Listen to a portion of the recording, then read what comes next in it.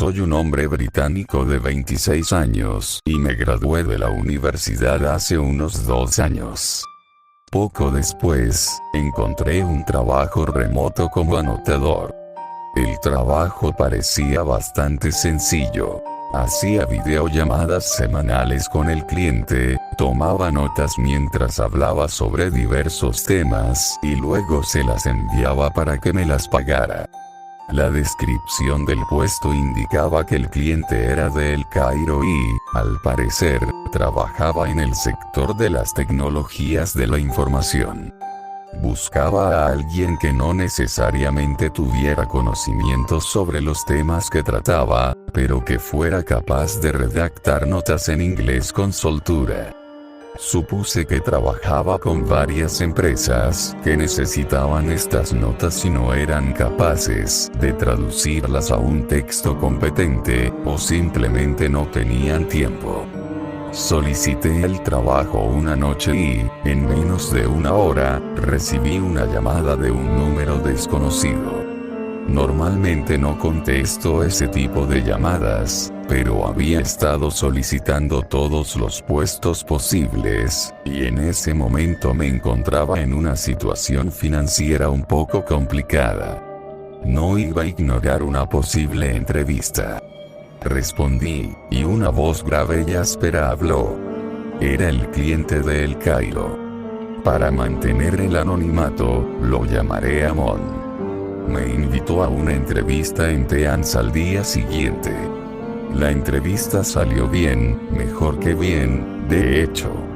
Amon fue muy amable y, a pesar de su tono grave, tenía buen sentido del humor. Me transmitió una especie de aire de gigante amable. Parecía de mediana edad, tenía una barba espesa y llevaba gafas de montura. Apenas me preguntó sobre mi experiencia, y aunque no soy la persona más carismática, sentí que lo había conquistado con mi personalidad. Reflexionando, me doy cuenta de que, para empezar, ninguna de estas cosas importó. Tras firmar el contrato y empezar a trabajar, empecé a notar algo en Amon. Hablaba despacio, más despacio de lo que esperaba.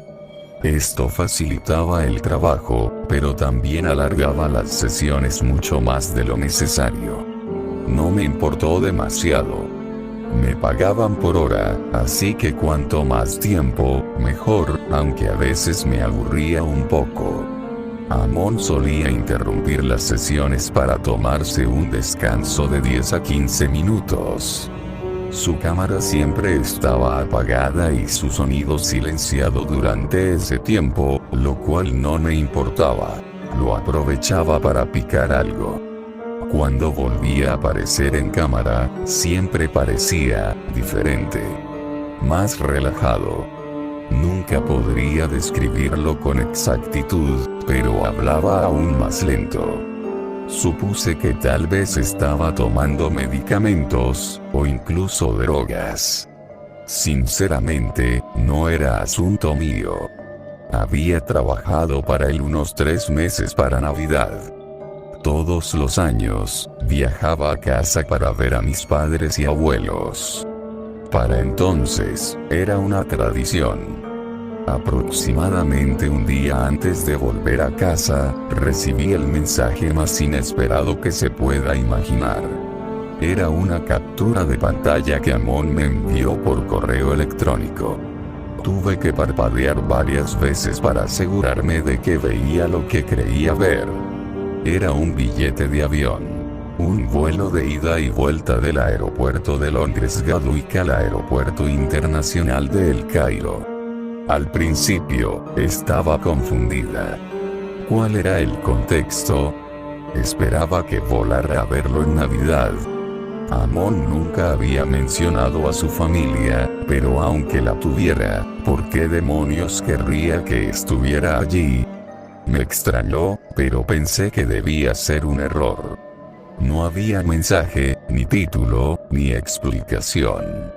Supuse que quería enviárselo a otra persona en el Reino Unido. Respondí en cuestión de minutos, preguntándole si había querido enviárselo a otra persona. Su respuesta me sorprendió aún más. Fue firme pero sencilla. No, no lo hice. No puedes venir. Estaba definitivamente preocupada. No quería ser grosera, pero tampoco quería que Amon pensara que esto estaba bien. Violaba considerablemente la relación entre empleador y empleado. Le hice saber que, si bien apreciaba el gesto, ya tenía planes familiares y que no era apropiado que me comprara boletos de avión a otro país sin siquiera preguntar primero. Esperaba una respuesta rápida, pero no hubo nada. Pasó una semana. Luego 2. Para cuando estaba cenando Navidad con mi familia, seguía sin haber nada. En ese momento, pensé que el trabajo había terminado. Estaba frustrado, pero ¿qué podía hacer? El hombre vivía en otro país y me pagaba desde una sola cuenta bancaria. A mi padre le pareció increíblemente extraño. Me dijo que revisara el contrato para ver si había alguna cláusula de no contacto. Si Amon hubiera roto el contrato sin motivo justificado, podría tener derecho a una indemnización. Durante la semana siguiente, revisé el extenso contrato. No encontré nada que me llamara la atención. Era principalmente jerga legal, pero justo cuando estaba a punto de rendirme, encontré algo. Una cláusula estipulaba que el empleador podía interrumpir el contacto durante un máximo de 3 semanas sin dar explicaciones. Si se incumplía, se depositaría un pago justo en mi cuenta y el contrato quedaría anulado. Me sorprendió que existiera esta cláusula. ¿Por qué existía? Lo más interesante era que el plazo de 3 semanas finalizaba al día siguiente. Así que, al día siguiente, revisé constantemente mis correos, con la esperanza de que me enviara un mensaje, pero también con la esperanza de que no lo hiciera, para recibir el pago. Y justo una hora antes de que se cumplieran las 3 semanas, recibí uno. Era de Amon. Se disculpó efusivamente, diciendo que había estado ocupado durante la Navidad y que lamentaba haber comprado el billete de avión sin avisarme.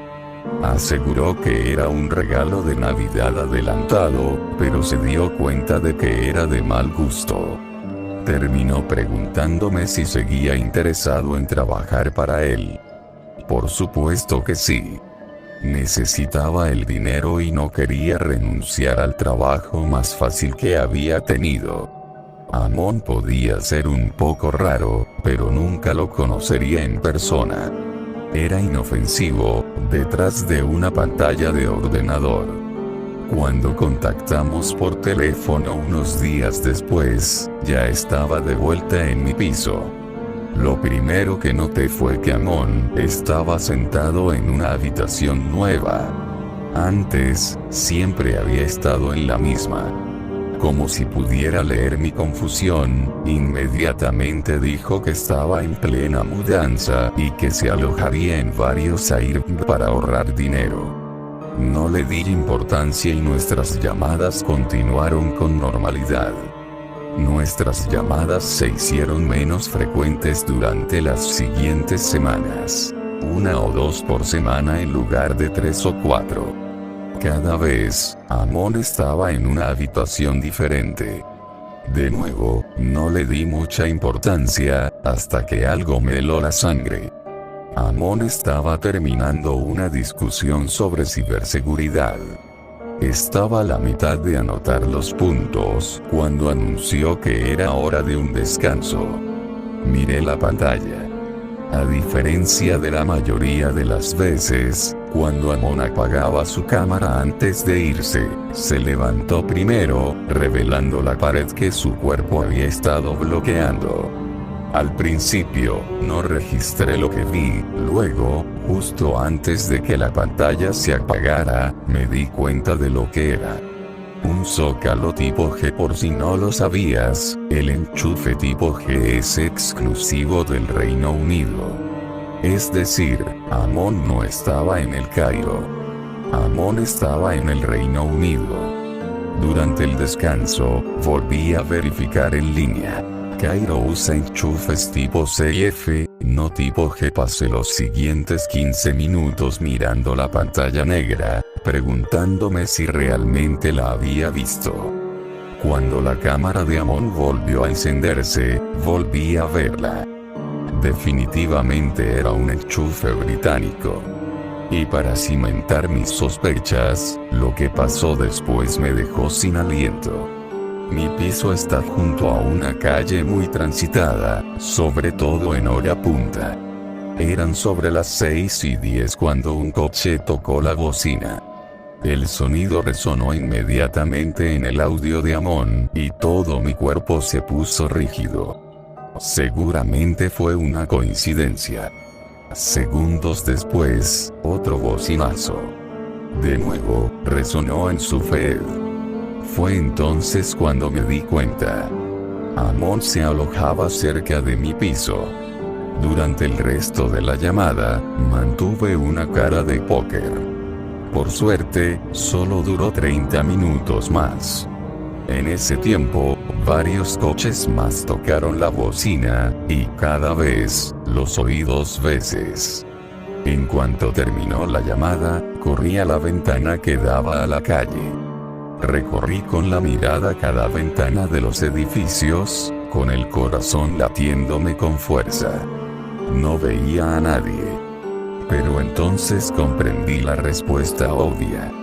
Había un pequeño hotel al otro lado de la calle. Pasaba por allí todos los días de camino al pueblo. Debía de ser allí donde estaba. Tenía que ser. Segundos después, mi novia llegó a casa del trabajo. No la había mencionado antes porque no era relevante para la historia, pero al asomar la cabeza, se dio cuenta de que algo andaba mal. Le conté todo. Ella ya sabía lo del billete de avión, lo cual le pareció raro, pero cuando le conté lo que había visto y oído, palideció. ¿Deberíamos llamar a la policía?, preguntó. Lo había considerado, pero ¿qué le diría? No había cometido ningún delito. Solo se había alojado en un hotel. Mientras intentaba tranquilizarme, todo empezó a encajar. Durante 3 semanas, Amon había planeado su ruta, reservado sus vuelos y hoteles, todo mientras se acercaba a mí. La única pregunta era, ¿por qué?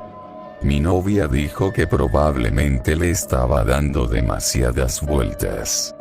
Quizás vino a sorprenderme o a presentarse como es debido. Quizás fue inocente. Esa noche, apenas pude dormir.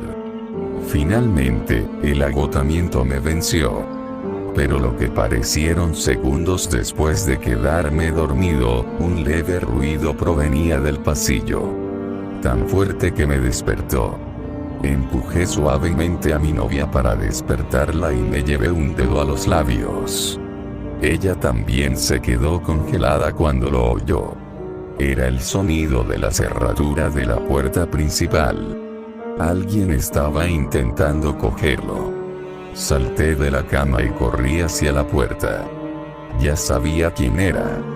La ira superó al miedo. ¿Quién se creía que era este tipo? Miré por la mirilla y nada. Quizás lo había oído mal. El estrés y la falta de sueño pueden jugarte una mala pasada. Pero no, mi novia también lo había oído. Abrí la puerta y miré a ambos lados del pasillo.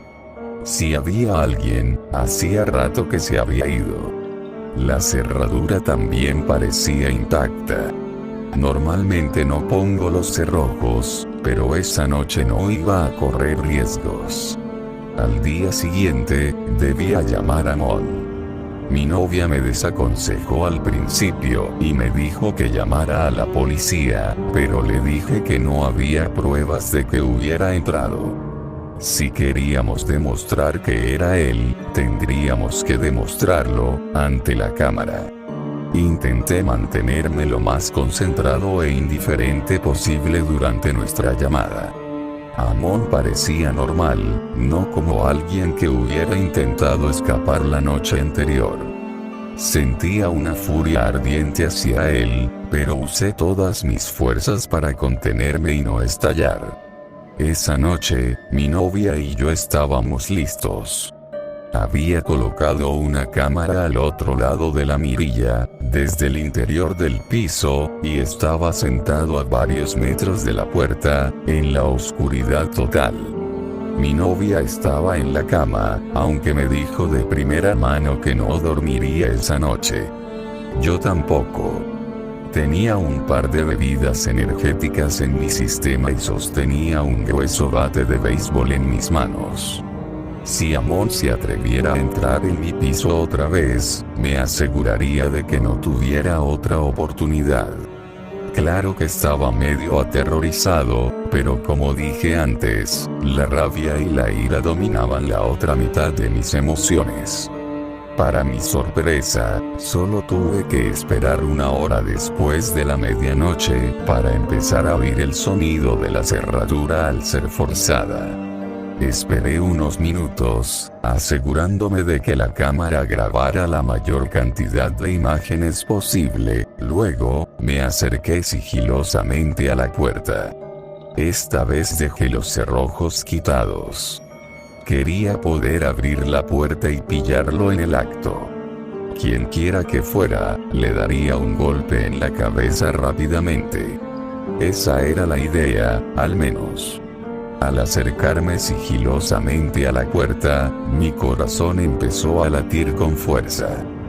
Cuando digo latir, quiero decir latir con fuerza. Sentía como si estuviera en una cinta de correr. Mis manos comenzaron a temblar y a sudar, y el agarre del bate se sentía mucho menos seguro que hace apenas unos segundos. Coloqué mi mano sobre la cerradura, preparándome mentalmente para girarla, pero mi mano no se movía. Cuando mi ritmo cardíaco alcanzó lo que sentí que era su velocidad máxima, la manipulación de la cerradura se detuvo, y giró. Podrías pensar que en ese momento habría entrado en acción al ver que la puerta se abría y una figura se ponía de pie a solo un pie frente a mí. Pero no lo hice, simplemente me quedé congelado. Y el hombre también. Era un hombre, ahora lo veía.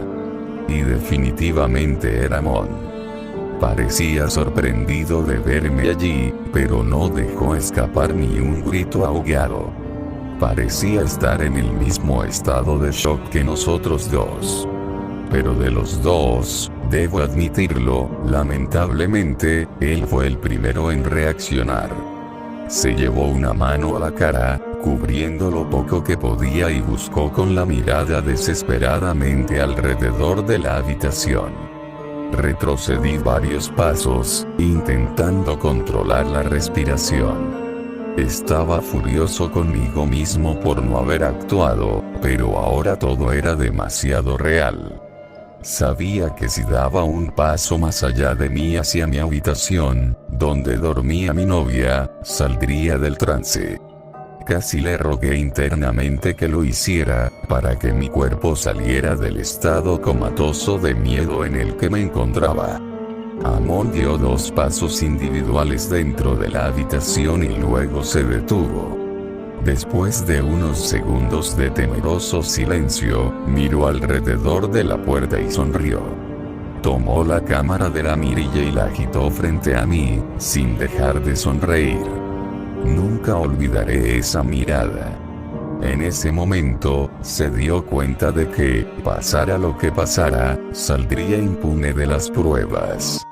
Ni siquiera eso fue suficiente para despertarme, y antes de que pudiera pronunciar una sola palabra, se había ido. tardé un minuto entero en poder moverme de nuevo. Sentí que la sangre volvía a mis órganos vitales y extremidades, y por fin pude respirar con normalidad.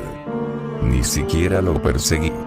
Simplemente cerré la puerta y puse el cerrojo.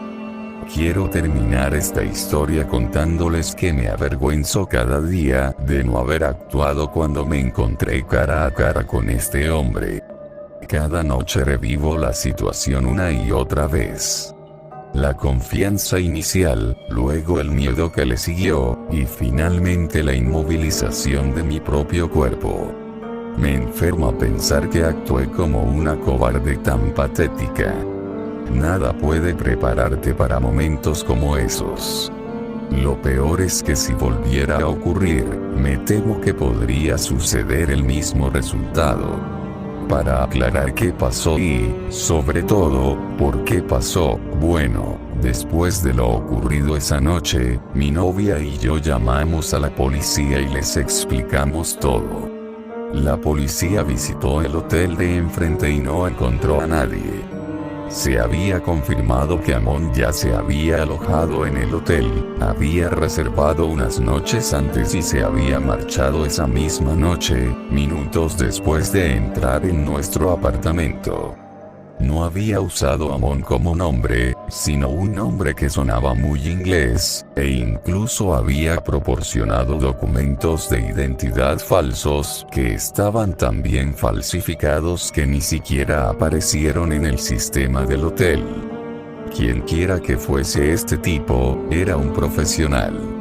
También pude mostrarle a la policía la lista de todas mis transferencias bancarias, pero no pudieron rastrear ninguno de los pagos. La cuenta ya estaba cerrada, lo que imposibilitaba cualquier rastreo. No fue hasta la semana pasada que la policía nos dio información que cambiaría todo, casi un año y medio después del incidente. Amon no había salido del Reino Unido. Se había alojado en varios hoteles, usando una y otra identificación falsa para mantener el anonimato. Y se salía con la suya. La policía prácticamente había desistido de encontrarlo después de un año, y lo relegaron al final de la pila de casos sin resolver, asumiendo que se había escabullido y había regresado a su país natal, Egipto. Pero entonces, Amon cometió un desliz. El último hotel en el que se había alojado, sin que Amon lo supiera, tenía servicio de limpieza diaria. El personal de limpieza llamaba 3 veces a una hora determinada, y si el huésped no respondía y la puerta no estaba cerrada con pestillo, entraba a limpiar. Pues bien, resulta que Amon se estaba duchando cuando entró el personal de limpieza. La limpiadora se dio cuenta inmediatamente de que probablemente estaba molestando y se dispuso a marcharse. Al salir, vio algo tan perturbador que abandonó la habitación inmediatamente y lo denunció a la policía.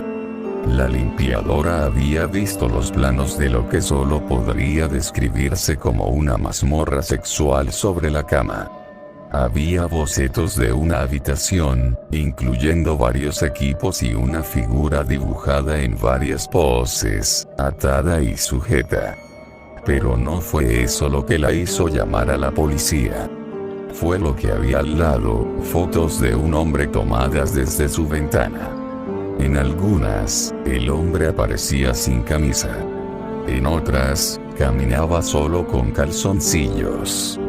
Algunas fotos fueron tomadas en la calle, entre multitudes en lugares públicos. Este hombre no sabía que le estaban tomando una fotografía. Este hombre, era yo. Cientos y cientos de fotografías mías, además de un boceto del lugar que Amon aparentemente había construido para mí. De repente, todo cobró sentido cuando también salió a la luz la evidencia de la computadora portátil. Cada llamada que Amon y yo habíamos compartido había sido grabada por él. cientos de capturas de pantalla que me habían hecho. Cientos de ellas las habían impreso. Durante los descansos que Amon había solicitado, solo podía imaginar lo que había estado haciendo. Cuando el policía me contó todo esto, me costó contener el vómito que se me formaba en la garganta. Este hombre no había planeado entrar en nuestro apartamento para hacerle daño a mi novia ni robar nada. Había venido para llevarme de vuelta a El Cairo. De vuelta a lo que había planeado. ¿Por qué no me llevó esa noche? No lo sé. De verdad que no. Quizás vio el murciélago y pensó que era demasiado problemático. Quizás había planeado drogarme mientras dormía, y que estuviera despierto fue un obstáculo demasiado grande para sus planes.